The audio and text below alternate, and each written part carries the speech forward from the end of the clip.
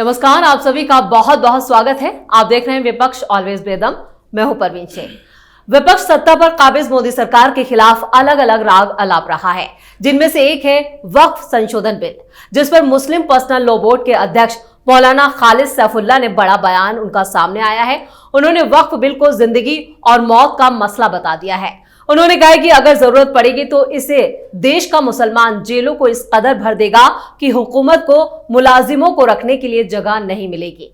वहीं कांग्रेस के सीनियर नेता जयराम रमेश ने मनरेगा में गड़बड़ी के आरोप लगाए।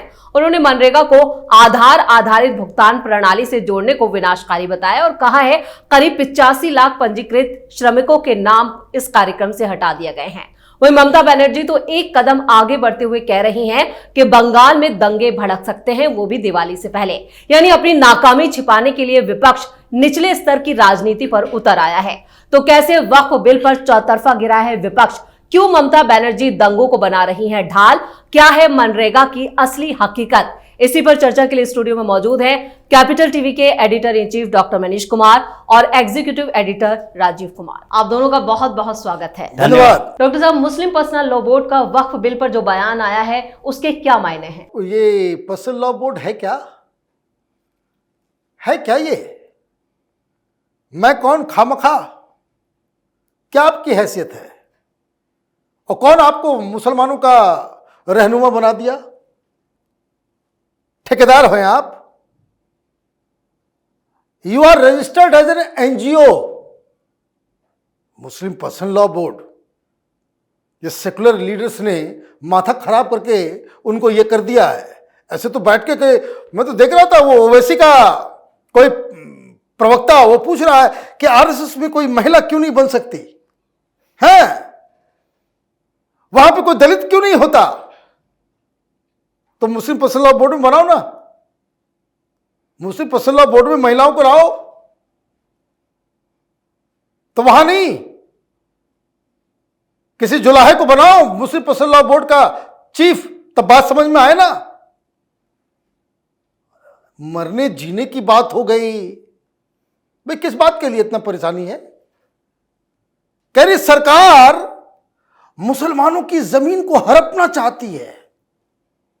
मुसलमानों को भड़काने का देखिए क्या क्या अंदाज है, क्या क्या अंदाज है कि तुमसे तुम्हारी मस्जिदें छिन जाएंगी, तुम्हारे दरगाह छीन लिए जाएंगे।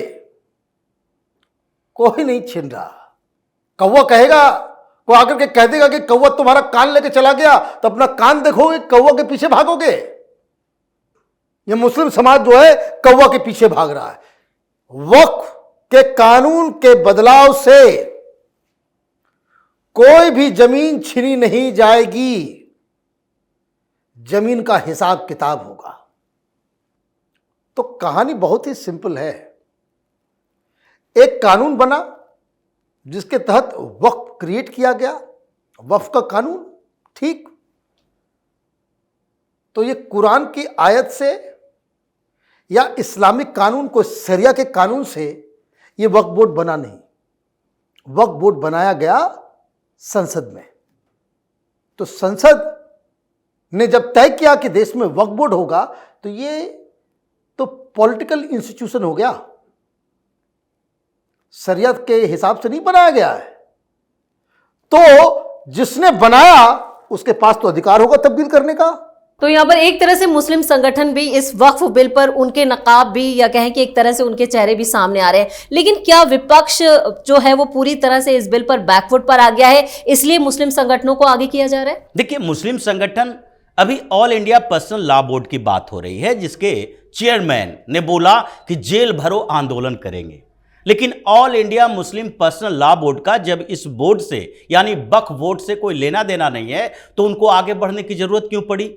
क्योंकि उनको लग रहा है कि अगर वक्फ बोर्ड संशोधन बिल ये पारित हो गया स्मूथली, इस पर मुसलमान बाहर नहीं निकला, इस पर दंगे फसाद नहीं हुए, तो उसके बाद क्या होगा?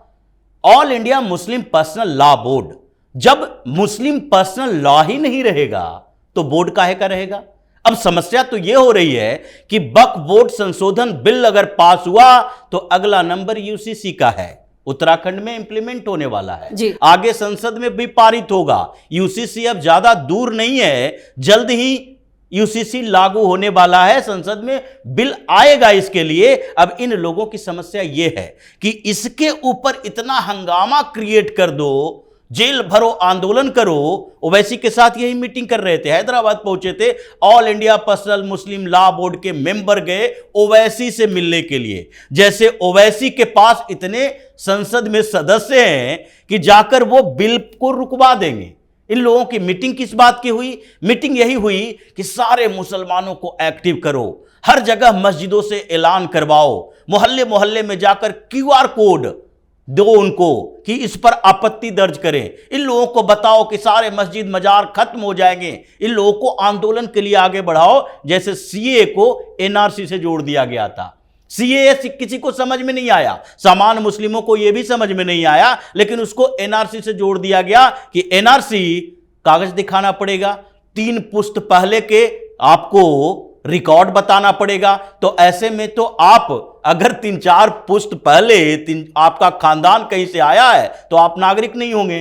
तो ये ऐसे भ्रम फैलाया गया, वैसा ही भ्रम ये वक्फ वाले बिल में फैलाया जा रहा है ताकि मुसलमान एक बार फिर से आंदोलन करें और उसके कारण यूसीसी पेंडिंग में पड़ जाए। यह मुस्लिम पर्सनल लॉ बोर्ड का मानना है और ये सारे लोग इसी आधार पर आंदोलन की तैयारी कर रहे हैं, जिसमें ओवैसी सबसे आगे है।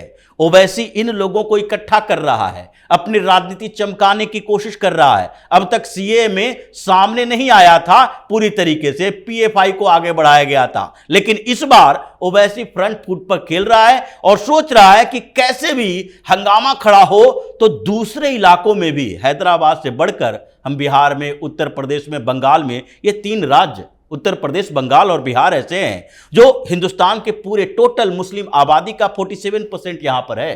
47% इन 3 राज्यों में, और 3 राज्यों को वो टारगेट किए हुए यहां हंगामा करो, उसके बाद यहां अपनी राजनीतिक रोटी सेको।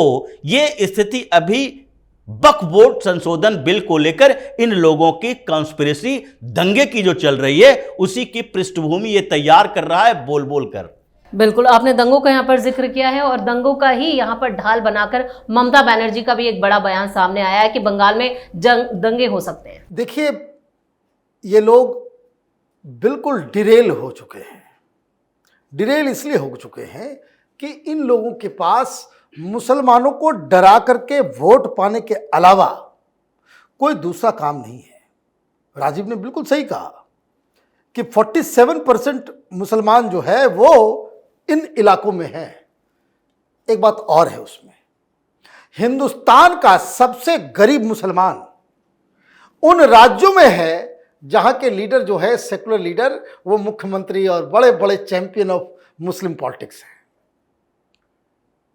भाई, नरक की जिंदगी बिहार में, बंगाल में, यूपी के मुसलमानों में, जहन्नुम जिसको कहते हैं ना, वो जाइए आप किशनगंज देख करके आइए, बंगाल देख करके आइए। गंदी नालियां, सड़कें गंदे, शरीर पे कपड़े नहीं। और ये क्यों होता है? ये इसलिए होता है कि मुसलमानों को डरा के रखो कि देखो अभी दीपावली होने वाली है, काली पूजा होगा, दंगा होगा। और कहां से इनकी राजनीति शुरू होती है? गुजरात। मोदी ने गुजरात, अरे भाई, गुजरात का मुसलमान अगर बन गया ये लोग तो इनकी जिंदगी बन जाएगी। गुजरात में सबसे रिच मुसलमान हिंदुस्तान में गुजरात में रहते हैं। गुजरात में जो मुस्लिम पॉपुलेशन है उससे कहीं ज्यादा परसेंटेज उनका सरकारी नौकरी में है। तो वहां तो वो तो खुश हैं, वो तो जम के बीजेपी को भी वोट करते हैं। लेकिन गुजरात के नाम पे बाकी देश में जो धंधा करने वाले लोग हैं, वोटों के सौदागर, ये मौलवी मौलाना लिफाफा खोर लोग, इन लोगों की दिक्कत यही है कि ममता बनर्जी आकर के बोल देंगी। बताइए किस, मतलब ये भी कोई सेंस नहीं है। ये समाजवादी पार्टी का एक प्रवक्ता, वो हरा ही पहनता है, कारण मुसलमान खुश होंगे। पाकिस्तान को गाली नहीं देना है, मुसलमान खुश होंगे। मतलब आप मुस्लिम कॉन्शियसनेस को जितना डिमीन करते हो, उसको गद्दार बताते हो, मुंह से नहीं अपने एक्शन से, इसलिए पाकिस्तान के खिलाफ कोई कुछ नहीं बोलेगा। कारण आपको लगता है कि पाकिस्तान के खिलाफ अगर हमने कुछ कह दिया तो मुसलमान नाराज हो जाएंगे, मतलब कि मुसलमान जो है वो पाकिस्तान प्रेम है उनमें। यही तो कहानी है। हरा देख करके मुसलमान खुश हो जाएगा। माने मुसलमान को एजुकेशन नहीं चाहिए, नौकरी नहीं चाहिए, उनको बराबरी नहीं चाहिए, उनको बिजनेस नहीं चाहिए, उनको कॉलेज अस्पताल कुछ नहीं चाहिए। मुसलमानों को बेवकूफ बनाने के लिए हरा कुर्ता पहन लो, बस मुसलमान जो है ठगा जाएगा। तो ये जब इनकी मानसिकता है तो अभी ममता बनर्जी बिल्कुल परेशान चल रही है चारों तरफ से। और उसमें दिक्कत ये हो रही है कि मुस्लिम वर्ग भी छिटक रहा है ना। जिस दिन मालूम चल जाएगा बांग्लादेश, पश्चिम बंगाल के मुसलमानों को कि ममता बनर्जी में दम नहीं रहा, ये वापस वामपंथी के पास चले जाएंगे, ये कांग्रेस के पास चले जाएंगे। इसलिए ये खौफ दिखाया जा रहा है। बिल्कुल खौफ में है ममता बनर्जी। लेकिन यहाँ पर कांग्रेस की बात करेंगे। कांग्रेस की तरफ से जयराम रमेश का एक बयान आया मनरेगा को लेकर। असल हकीकत है क्या, कितना है उनके दावों में दम? देखिए, उनके दावे बहुत अच्छे हैं। जयराम रमेश ने बहुत रिसर्च करके बताया 48 लाख लोगों का जॉब चला गया है। ये किस कारण से? क्योंकि आधार से लिंक कर दिया गया जॉब कार्ड को, और उससे ही मनरेगा के श्रमिकों को पेमेंट दिया जा रहा है आधार कार्ड के थ्रू, यानी मोबाइल से ट्रांसफर होता है। डायरेक्ट बेनिफिट ट्रांसफर वाले सिस्टम इसमें लागू हो चुका है। अब इनको तकलीफ किस बात की है? मनरेगा इनके समय में कैसे होता था? एक मुखिया, सरपंच, जो भी जिस इलाके में पंचायती राज व्यवस्था में बिहार में मुखिया कहा जाएगा, उत्तर प्रदेश में प्रधान कहा जाता है, इनके पास मनरेगा के काम करवाने के अधिकार होते थे। फंड जाता है मनरेगा का और इसको नीचे के लेवल पर यही लोग इंप्लीमेंट करते हैं, चाहे वार्ड मेंबर हो या वहां का प्रधान हो। अब ये लोग क्या करता था? फर्जी जॉब कार्ड बनाता था। 10 लोगों का, 20 लोगों का, अपने लोगों का नाम उसमें शामिल कर दिया और काम कुछ नहीं हो रहा। कच्चे काम होते हैं मनरेगा के अंदर। यानी कि इस बार नहर की खुदाई हुई, बरसात में पानी कीचड़ से उभर गया, कागज पर खुदाई हुई, कागज पर पैसे निकले और इन्हीं लोगों के दलालों ने खा लिए सारे पैसे। मोदी की सरकार ने क्या किया कि अब आपको सबका आधार कार्ड बताना पड़ेगा और पैसा किसके अकाउंट में जाएगा? श्रमिकों के अकाउंट में। अब ये जो प्रधान जी जैसे लोग हैं, ये बीच के दलाल हैं, इनको क्या करना पड़ता है?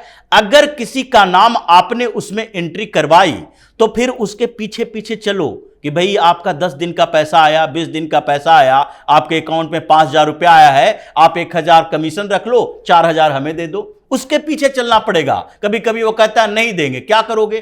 केस कर दोगे? कुछ नहीं हो सकता। तो ये जो बीच की दलाली खत्म हुई है आधार कार्ड से जोड़ने पर, उसका फीडबैक आ रहा है इनके कार्यकर्ताओं, नेताओं के माध्यम से। और ये दलाली के पैसे जो 48 लाख, वो कोई श्रमिक नहीं है। 48 लाख जिसे हटाया गया है वो लोग हैं जिसका फर्जी नाम दायर किया गया, क्योंकि आधार कार्ड लिंक और उससे जॉब कार्ड लिंक और उससे आपके राशन कार्ड से लेकर सारी व्यवस्थाएं एक साथ कर दी गई। अब आपके पास जमीन है तो आप मनरेगा के मजदूर हो नहीं सकते। जमीन नहीं होना चाहिए, ये पहली प्राथमिकता है। उसमें क्राइटेरिया तय की गई है और वो सारे क्राइटेरिया पर जो फिट बैठेगा उसी को श्रमिक माना जाएगा मनरेगा के लिए। उसी को उस राज्य के अकॉर्डिंग पैसे दिए जाते हैं पर डे के अनुसार। अब ये जयराम रमेश ने निकाला एक रिसर्च अपना और बता दिया कि देखो ये घोटाला हो रहा है। ये घोटाला ये जब सब लोगों के सामने जाएगा, अगर किसी गांव में जाकर कांग्रेसी कोई कह दे कि आधार कार्ड से जोड़ने से बड़ा नुकसान हो रहा है तो उसे दौड़ा दौड़ा कर वही लोग पीटेंगे कि देखो हमें कितना फायदा हुआ है। मतलब ये कांग्रेस, मोदी ने ऐसे इनको निपटा दिया है डायरेक्ट बेनिफिट ट्रांसफर से। किसानों के अकाउंट में पैसे, मनरेगा श्रमिकों के अकाउंट में पैसे, वृद्धावस्था पेंशन के पैसे डायरेक्ट जा रहे हैं ब्लॉक में। ये जो राजीव गांधी की सरकारों में कहा जाता था 1 रुपया भेजते हैं 15 पैसा पहुंचता है, अब 1 रुपया भेज रहे हैं 1 रुपया पहुंच रहा है। तो इन लोगों की समस्या यही है कि मोदी ने जो कर दिया है उसका काट इन लोगों के पास है ही नहीं। चलिए, इस तमाम जानकारी के लिए और सटीक विश्लेषण के लिए आप दोनों का बहुत बहुत धन्यवाद। धन्यवाद। वक्फ संशोधन बिल पर मुस्लिम संगठनों का विपक्ष के सुर में सुर मिलाना एक बड़ी साजिश का इशारा है। वहीं अमित शाह पहले ही वक्त पर अपना स्टैंड साफ कर चुके हैं कि बिल पास होकर रहेगा। इधर ममता का बंगाल पुलिस को यह कहना कि सख्ती से निपटा जाए, यानी अब ममता फिर से पुलिस को खुली छूट दे रही हैं। वहीं जयराम रमेश का मनरेगा पर राजनीति करना बता रहा है कि कांग्रेस के पास मुद्दों की कमी हो गई है, यानी विपक्ष खुद चौतरफा दबाव में है, यानी विपक्ष ऑलवेज बेदम। इस खास शो में इतना ही। वीडियो कैसा लगा कमेंट करके अपनी राय जरूर दें। वीडियो को लाइक करें, शेयर करें और कैपिटल टीवी को सब्सक्राइब जरूर करें। नमस्कार।